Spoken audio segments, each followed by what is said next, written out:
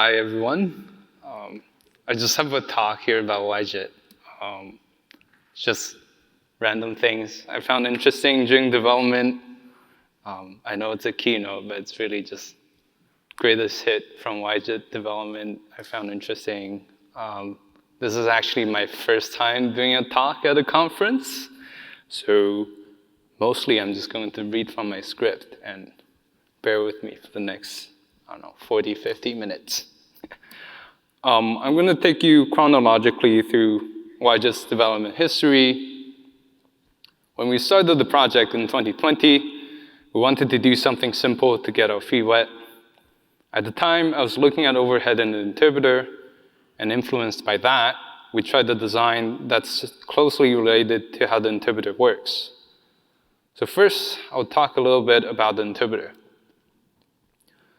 The interpreter doesn't run the text of the Ruby code directly, and the text is broken down into small instructions first.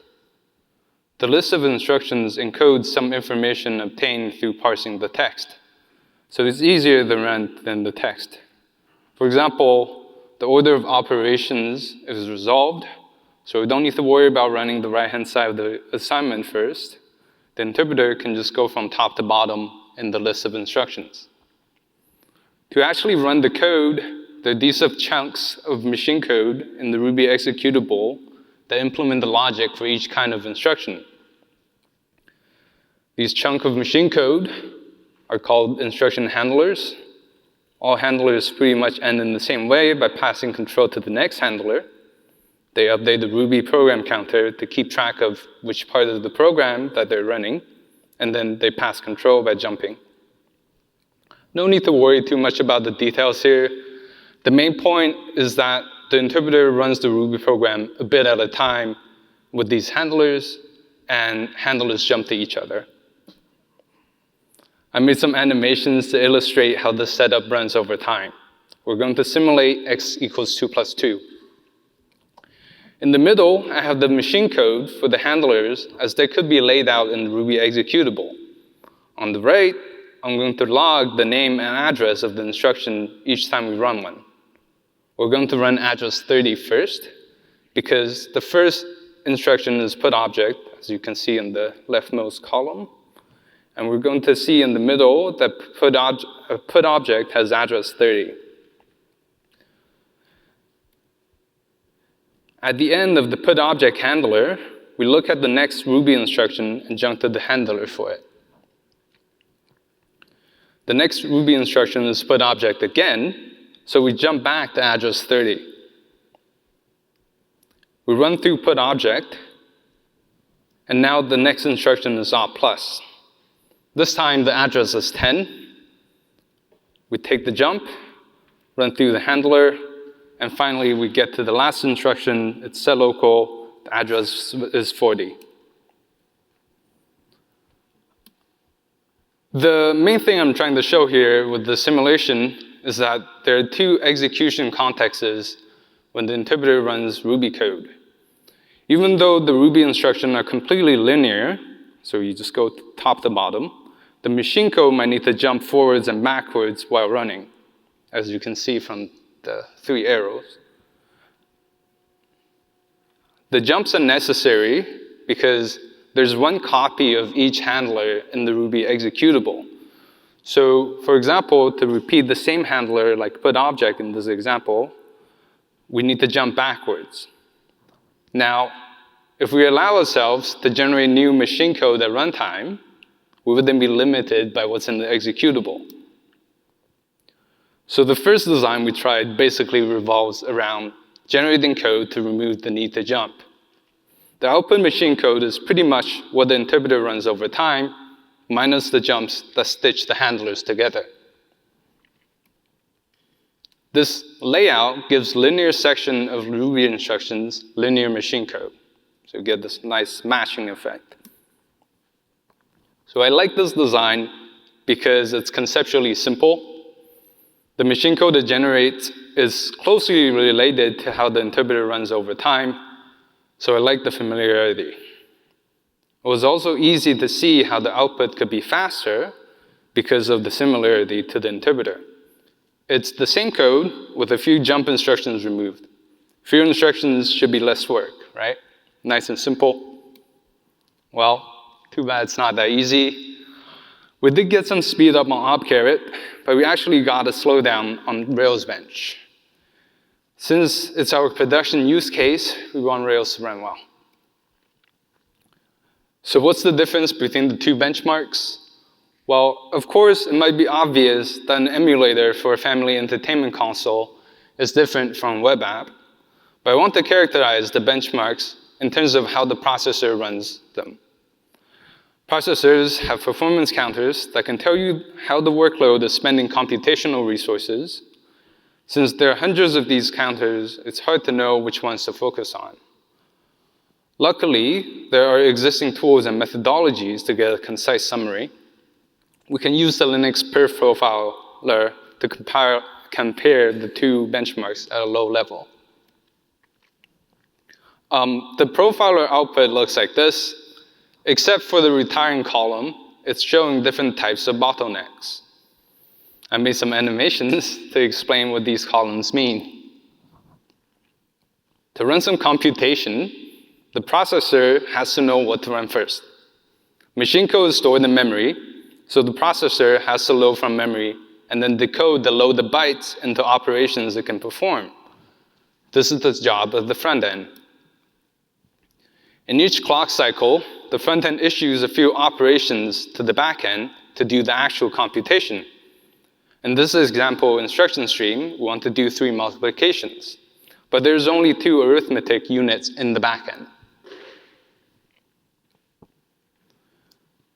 The back end can do 2 multiplications at the same time, but while it's working on it, the 3rd multiplication is stuck waiting.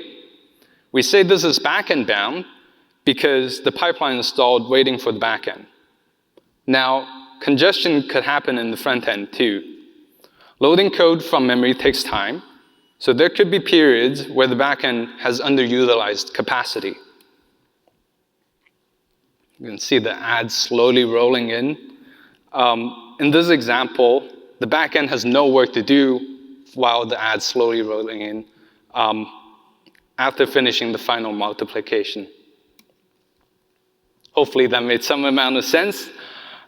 This methodology is designed for processors that can do multiple operations per clock cycle, and the percentages are based on execution slots. Let's say we could do up to 4 operations per clock cycle, then we have 4 slots per cycle.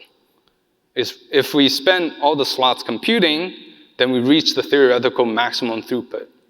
As we saw though, there could be delays in the pipeline, and we might need to spend some slots waiting, either for the front end or the back end. And we get a breakdown of reasons for delays. This model counts in slots so that it can account for partial delays within a cycle. In the animation I showed, we still ran some computation while we were waiting for new code to come in from memory. So only some slots were spent waiting. Okay, so now that we understand what different columns mean, we can finally compare the results for opcaret and Rails bench. We can see that opcaret uses execution slots fairly efficiently, with over 60% spent retiring, so actually doing computation, not waiting. In terms of bottlenecks, back-end bound wins, but it's pretty evenly spread across the different categories. What does Rails bench look like? Well, it's very front-end bound. Rails bench uses a diverse set of Ruby features and a few C extensions. So the processor needs to run a lot of machine code from different places. It turns out that takes a quite significant amount of work. Okay, these are results from running just the interpreter. How does YJIT change things? Well, YJIT says, why don't we generate more machine code on the fly for the processor to load? So even though it's true that YJIT code takes less work to run than the interpreter, adding new machine code to this system adds more work for the front end. Jumping from code in the Ruby executable to YJIT generated code is a new source of delay. Now, if the generated code was much, much more efficient than the interpreter, it may be worth it to spend a few slots to jump to it. but the generated code in the initial version simply wasn't optimized enough. Also, since the design could only do linear sections of Ruby code, it needs to exit back to the interpreter frequently. So we got frequent jumps between the interpreter and generated code. I'm going to talk a little bit more about why these jumps add delay. The idea with this profiling methodology I showed is that you would drill down into each category of delays and find where in the code these delays occur. Here I have one of the contributing factors of front-end bound delays.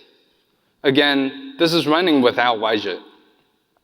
This event counts when the front-end is delayed due to predicting where a jump goes to incorrectly. This type of delay happens in the interpreter a lot because of the jumps between the handlers. We need to load the address of the jump destination first before loading the instruction at the destination.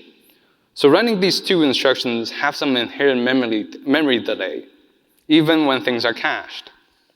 Now, modern front-ends try very hard to hide this delay by predicting where these jumps land.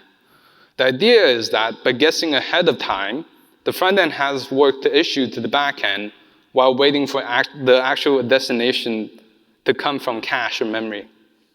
So the animation I showed earlier is kind of a lie. While the ads were rolling in, it's probably already feeding instructions to the back-end. It's waiting for the ad to come in anyways, but when everything resolves and the front-end predicted correctly, it's as if there were no delays at all, but if we guess wrong, then there's some penalty to re-steer the front end and correct everything. That's the delay we see here. Now, we know from security research in the past few years that branch predictors use past destinations for jumps to make predictions. Unfortunately, there's a growing number of places the Ruby executable needs to jump to as YJIT compiles more and more Ruby code. The predictor can only track so much history, and we can easily exceed that limit on Rails bench. On opcaret, there's less Ruby code, so this problem isn't as severe. There's also an additional issue with the initial design. We're using branches for jumping between handlers to jump to generated code, which meant that branches that only had history for handler addresses now have history for a growing set of generated code addresses. This doesn't help the predictor when we run in the interpreter because of this mixed history. So it's harder to make the right prediction. At this point, we still exited to the interpreter frequently. So compounded problem. So that's the longer version of why jumping from code in the Ruby executable can be hard on the front end. At this point, we were 2 to 3 months into the project. We knew jumping between the interpreter and the generated code is taxing, so ideally, we would like to minimize those. Also, it would be good if we could optimize the output a bit further. This is when we started to change design and started using lazy basic block versioning to tackle these changes. This is a technique for making just-in-time compilers. Maxine developed during her PhD. Maxine talked about this in detail during RubyKaigi last year, in case you want to learn more about this topic. Today, I'm going to focus on the lazy aspect, because it's my favorite part. I'm pretty lazy myself. YJIT implements laziness with these code fragments called stubs. Each stub represents some piece of code that hasn't been compiled yet, kind of like a vulture for machine code. The general idea is to generate stubs first, and then replace stubs with actual code the first time they're run. Since the interaction with stubs unfolds over time, I think it's easier to understand how they work with some animations. I have an example method here that just calls itself. It's named call itself. Let's see how YJIT uses stub to generate code for it. YJIT can start by generating code for getting the local variable. But when it sees the call to itself, it has a challenge. YJIT needs to know where the call goes to know what code to put next. We can see in this case that it's going to the method defined on custom, but for other objects, that's not necessarily the case. This is where YJIT says, I don't want to deal with this problem right now, I'm lazy, and generates a stub. The compiler is done after making the stub, and now we run the freshly generated code. We didn't compile the entire method, but running what we just compiled advances Ruby execution by a little bit. When we hit the stub, we're inside the body of call itself, and obj is custom. We know that for this immediate case, at least, the call goes to the self-defined and custom, but we also need to handle other cases. We can solve this using a stub again. We generate a check that goes to the stub if the receiver is not custom.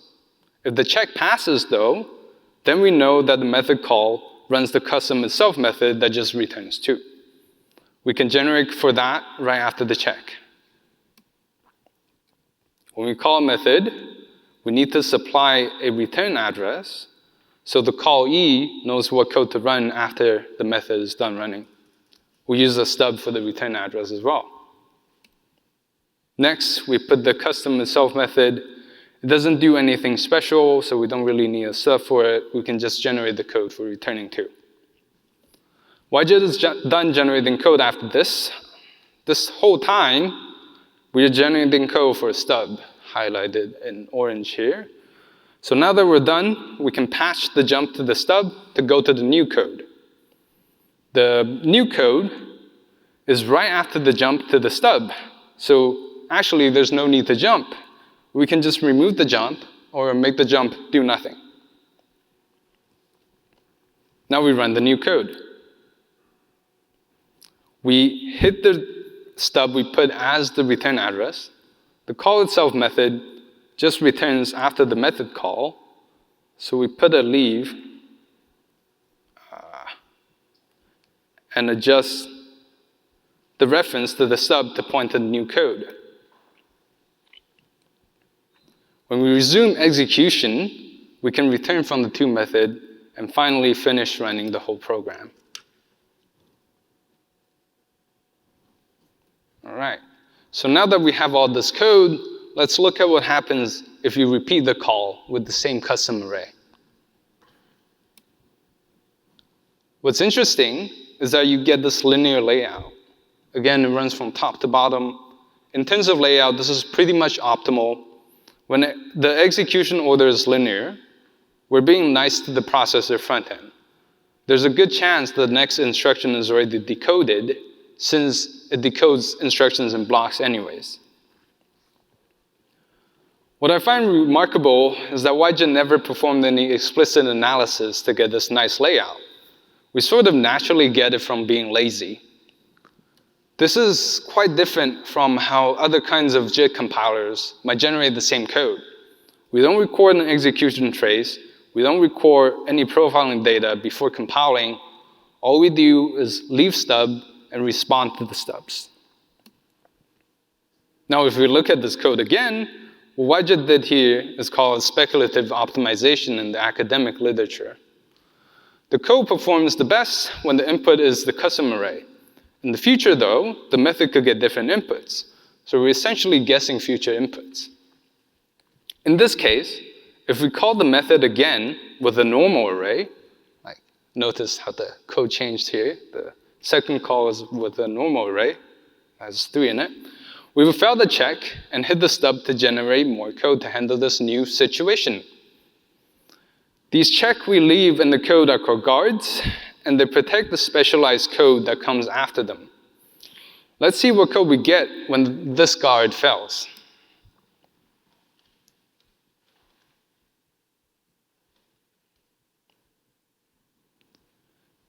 So, only one code path could be linear. If we get the normal array, we take the first jump. But we keep leaving this stub, so gradually we roll out and generate more and more code. It's common for JIT compilers to do speculative optimizations because it's very effective. Making the right guesses using runtime state is the main way we get a speed up.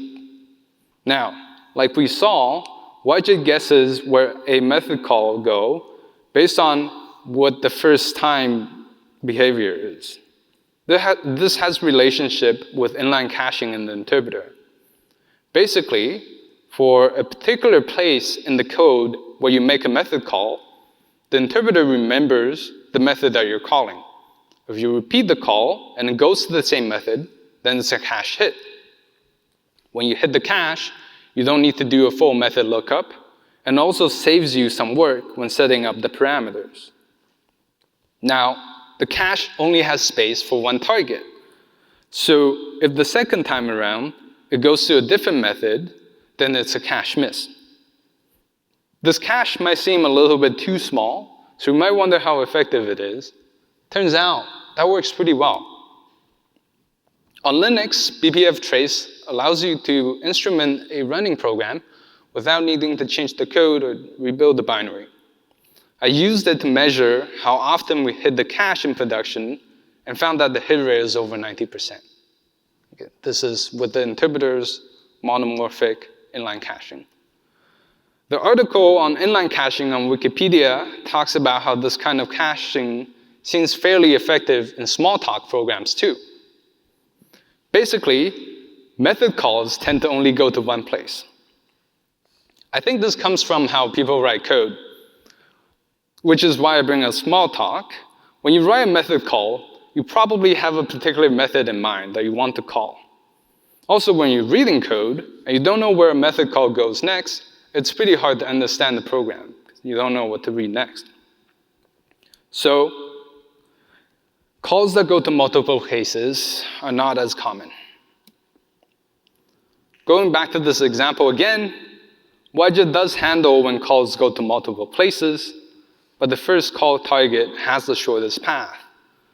If you read through the code, we need to run 2 checks to get to the second case in this example, whereas the first case gets a linear layout. Anyways, speculating based on where the first call goes works pretty well, since usually there's only one call target. So with stubs and laziness, YJIT can generate code for a lot more Ruby constructs. This is important because we know that jumping from the executable to generate the code can be very expensive. So once we're in generate the code, we try very hard to stay in it as long as possible. A key ingredient of this is the interpreter. Speculation don't always work out, like we saw, and we can't implement code generators for everything all at once. Using the interpreter as a fallback allows us to build YJIT gradually, and it allows us to focus on the most important Ruby features. Fast forward to today, YJIT clearly speeds up Rails bench. The timing ratio is about 1.3 right now. We do the same work in fewer number of instructions. We also run more instructions per clock cycle.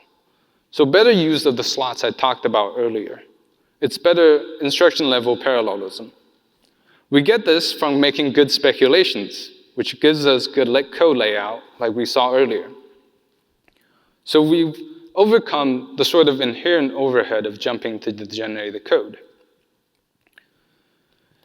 Because YJIT can compile more Ruby features than the first design, we actually end up with more machine code than before. But we gotta speed up anyways. So having more code than the instruction cache can hold is not necessarily an issue as long as we can shape the instruction stream to help the processor hide memory delay. I talked about how the interpreter is a key ingredient of YJIT earlier. Here's what we do when we need to use the interpreter. It's a simple 2-step process, and it's basically 2 stores to memory in the output code. Now, the fact that this process is simple is a reflection of how YJIT code still works in a way that's fairly similar to the interpreter. Usually, when the output code is more specialized, there's more work to do to reconstruct the interpreter state. Let me show you what I mean.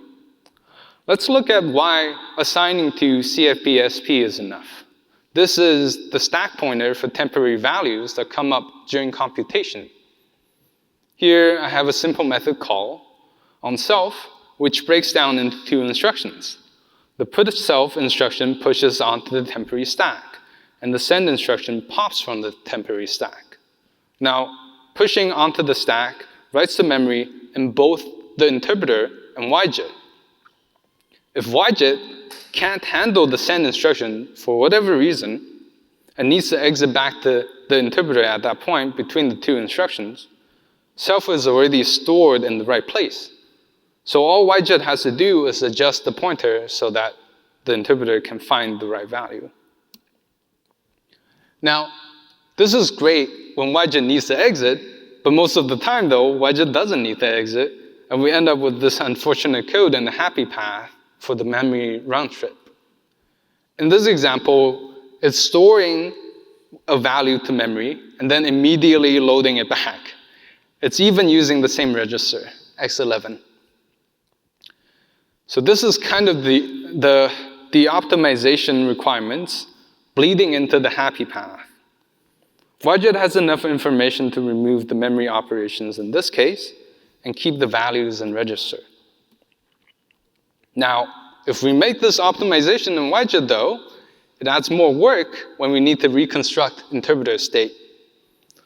YJIT has values in register, and the interpreter wants things in memory. So we need to store the values to memory to make up the difference when we exit from YJIT.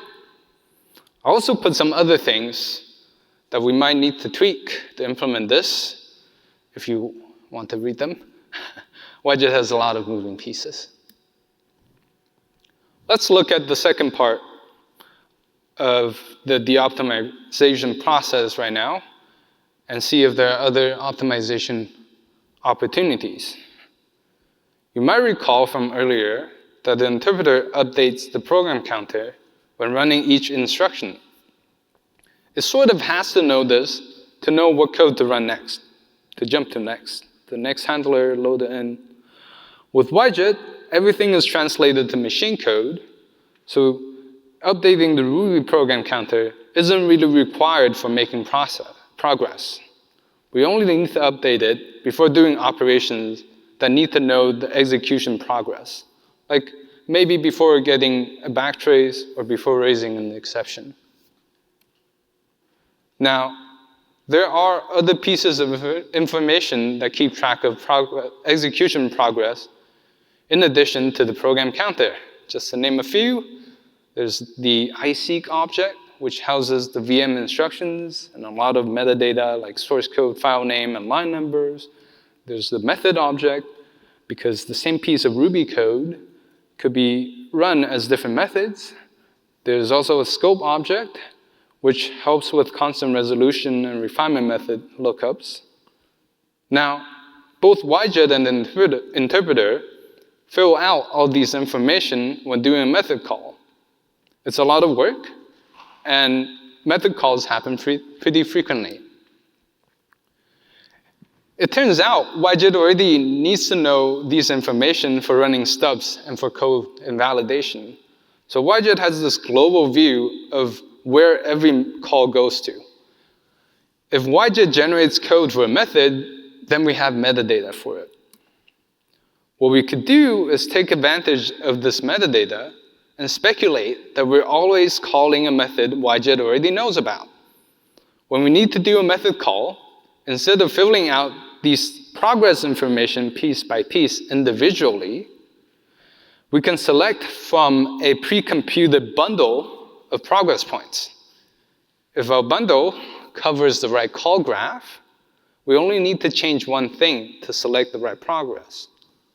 So that's a lot less work than before. Now again, if we take this scheme and implement it, YJIT would be even more different from the interpreter than it is now.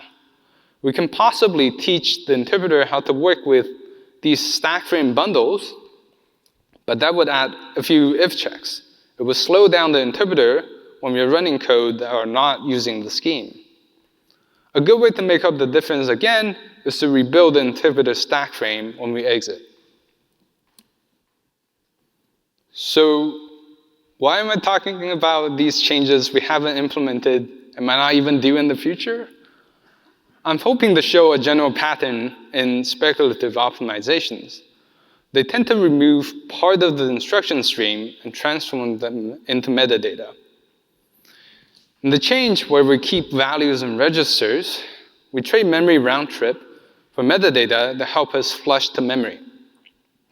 In the inlining scheme I showed, we reduce stack frame setup using these stack frame bundles, which are extra metadata.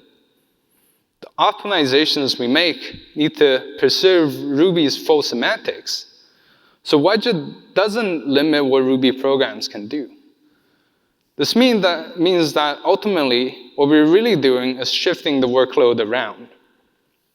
We can speculate and remove work from certain code paths that we think are common, but the work we remove is still there, just transformed into metadata. The de-optimization path, where we use the metadata, generally takes a lot more work compared to before we do any transformation. So YJIT is constantly placing bets and placing these trades. So far, YJIT only makes very safe speculations. But as we go for higher peak performance, we need to make riskier bets. If we think about the inlining scheme I showed, each call in the bundle we create is potentially a place where we need to de-optimize. The actual de-optimization process also takes more work. We need to deploy these optimizations very carefully to provide a good user experience. So that was kind of the dark side of optimization. I bring it up because I want YJIT to be comprehensive and not have that many performance caveats. Right now, one thing YJIT does really well is being invisible to the user. When we compile code, we never really add so much latency that a human could notice. We want to provide higher peak performance, but still make IRB feel responsive. I think when the runtime systems grow more advanced and complex, there's a real risk of accidentally trading human interactivity for higher peak performance. So we need to be careful. And that's actually all that I have. Thanks for listening, and thanks for having me.